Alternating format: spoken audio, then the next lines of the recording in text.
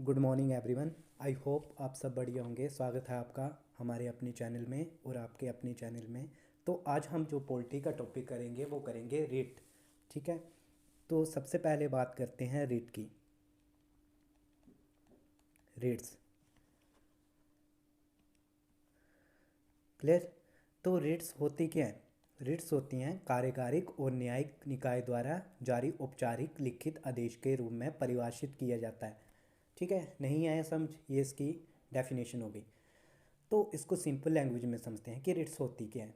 जब भी किसी व्यक्ति के मौलिक अधिकारों का उल्लंघन होता है तो वो रिट जारी डाल सकता है या रिट जारी कर सकता है। तो रिट दो तरीक़ों से जारी होती है। एक तो आपकी सुप्रीम कोर्ट जाहिर करता है, कौन से आर्टिकल में? आर्टिकल 32 में। क्लियर। और एक करता है हाई कोर्ट। हाई कोर्ट कौन से आर्टिकल के अंडर करता है? आर्टिकल 226 के अंडर। क्लियर।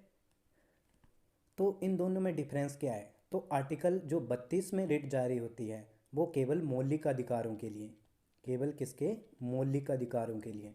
और जो आर्टिकल 226 में होती है वो मौलिक और कानूनिक अधिकारों के लिए। ठीक है, कानूनी अधिकारों के लिए।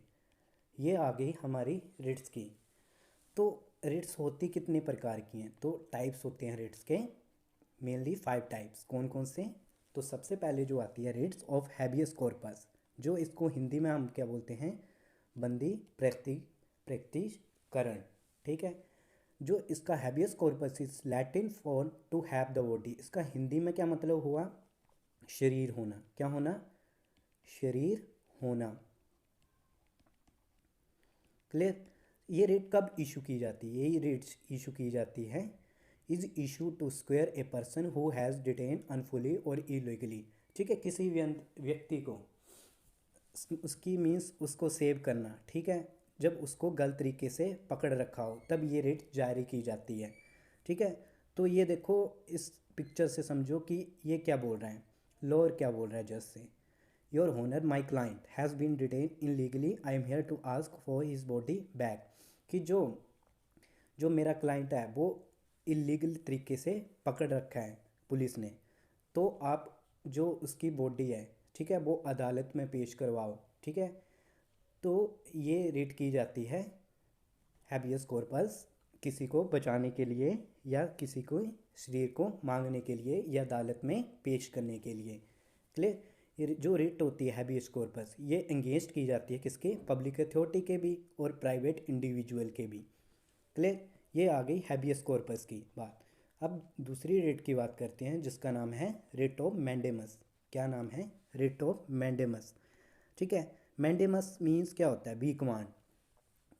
क्लियर। मैंडेमस होता क्या? परमादेश। परमादेश से आप समझोगे कि आदेश देना। ये किसको आदेश देता है? जज ये देता है, it is an order from superior court. ठीक है, जो हायर कोर्ट है वो देते हैं लोअर कोर्ट को, इन्फीरियर कोर्ट को और ट्रिब्यूनल को और पब्लिक अथॉरिटी को। ठीक है, ये कब करते हैं?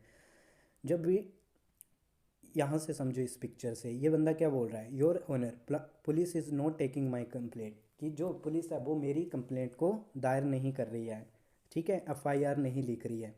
तो ये जज के सामने बोल रहा है, तो जज किसको ऑर्डर देगा? We order you take the complaint. ठीक है, ये किसको दे रहा है? पुलिस कर्मचारी को, कि आपने किस बेस पे इनकी जो एफआईआर वो नहीं लिख रहे हो, या तो हमें बताइए या इनकी एफआईआर को लीजिए। ठीक, ये हो गई mandamus. Writ of mandamus can not to be granted against. ये किसके अगेंस्ट नहीं जा सकती है? प्राइवेट इंडिविजुअल से और ऑर्गेनाइजेशन से। ठीक है, और किसके खिलाफ? राष्ट्रपति प्रेसिडेंट के खिलाफ, राज्यपाल के खिलाफ, गवर्नर के खिलाफ और मुख्य न्यायाधीश के खिलाफ ये रिट जारी नहीं की जा सकती। ठीक है, इसका जो मतलब होता है परमादेश, आदेश देना, जो higher court to inferior court या जो भी पब्लिक अथॉरिटी होगी। क्लियर, ये होगी मैंडेमस की बात। नेक्स्ट जो रिट आती है उसकी बात करते हैं, वो आती है रिट ऑफ प्रोविज़न, जिसको आप क्या बोलते हो? निषेध करना। ये तीसरे नंबर की रिट है। ये कब आती है, निषेध करना। तो प्रोविज़न मीन्स होता है क्या है, टू फॉरबिड मीन्स निषेध करना, यहाँ से तो आप समझ गए निषेध करना। Clear. It is issued by higher court to stop the lower court tribunal from exceeding its jurisdiction. ये तब हायर कोर्ट लोअर कोर्ट को जारी करता है जब वो अपने दायरे से बाहर काम कर रहे हो, ठीक है, जो उनकी शक्तियाँ उनको प्रदान की गई हैं उसके बाद काम करते हो, तब ये रिट जारी करता है higher court to lower court. Clear. तो ये देखो ये हायर कोर्ट है, तो ये क्या बोल रहा है, high lower court we forward your from deciding anything on this matter. ये आपका मैटर नहीं है, तब भी आप इसमें हाथ, ठीक है, हाथ लगा रहे हो इसको, तो ये तो आपका काम नहीं है, तो आप किस बेस पे ये काम लगा रहे हो, ठीक है। तो ये आर्गुमेंट कर रहा है कि why listening to a facts और आर्गूमेंट्स, पर ये किसी के नहीं सुनेंगे। हायर कोर्ट सीधा ये बोलता है कि आप इस दायरे के बाहर नहीं जाने चाहिए, ये आपको इतनी शक्तियाँ प्रदान की गई हैं तो आप इनमें रह के काम कीजिए। ये जो प्रोविज़न प्रोविज़न जो रिट होती है वो किसके अगेंस्ट नहीं डाली जाती है, एडमिनिस्ट्रेटिव और लेजिस्लेटिव बॉडीज़ के अगेंस्ट नहीं जाती है, और प्राइवेट इंडिविजुअल और ऑर्गेनाइजेशन के विरुद्ध भी नहीं डाली जा सकती है। ये सीधी किसके लिए डाली जाती है, higher court to lower court. Clear. ये हो गई प्रोविज़न का काम, टू फॉरबिड निषेध करना। आगे यहाँ से समझ। नेक्स्ट आती है फोर्थ नंबर की, writ of certiorari. Certiorari means to be certified. इसका क्या मतलब हुआ, टू बी सर्टिफाइड, इसका हुआ मतलब प्रमाणित करना। क्या करना, प्रमाणित करना या सूचित करना। Clear. To it is issued by the higher court to same some inferior court और tribunal to transfer the matter to it. ये तब रिट जारी की जाती है जब, ठीक है, लोअर कोर्ट के पास काम ज़्यादा हो गया हो और वो उस काम करने के लिए नहीं काबिलियत हो, तो हायर कोर्ट लोअर कोर्ट को बोलता है कि आपसे ये काम नहीं हो रहा है, तो आप ऐसा कीजिए कि इसको हमें सौंप दीजिए, ठीक है, या इस जो काम को, इस आदेश को रद्द कर दिया जाए, ठीक है। ये तब जो आपकी रिट होती है ये तब डाली जाती है। ये देखो कि हायर कोर्ट क्या बोल रहा है लोअर कोर्ट को, we want this case to be transfer to us, ठीक है, कि इस केस आप अगर इस केस को आप सॉल्व नहीं कर पा रहे हो, ठीक है, ये आपके बस का नहीं है, तो हमें इसको ट्रांसफ़र करो। क्लियर। तो यहाँ से पिक्चर से आपको बिल्कुल क्लियर हो रहा होना, ठीक है, ये कौन कर रहा है, अध्यादेश दे रहा है higher court to lower court को, ठीक है। ये रेट इशू की जाती है किस ग्राउंड पे, excess of jurisdiction of lack of jurisdiction, अगर काम ज़्यादा हो गया हो, ठीक है, एरर ऑफ लॉ। सेकंड में क्या पूछ रहा है, एरर ऑफ लॉ, अगर किसी काम में त्रुटि आ रही हो तब ये रिट जारी की जाती है higher court to lower court को। क्लियर। नेक्स्ट जो आती है वो फिफ्थ नंबर की रेट है, उसको बोलते हैं क्यू ब्रंटो। ये सबसे मस्त रेट है, ठीक है। Quo warranto means by what authority, by what authority, किस वारंट से। ये रिट तब इशू की जाती है जब कोई सार्वजनिक पद धारण कर बैठा हो कोई बंदा, पर वो उस पद के लायक नहीं हो। क्लियर। तो ये क्या बोल रहा है, it is writ issued with a view to restraining a person from acting in public office to which he is not entitle. Means वो उस पद के लायक नहीं हो पर तब भी उस पद को धारण कर बैठा हो, तब ये रिट जारी की जाती है।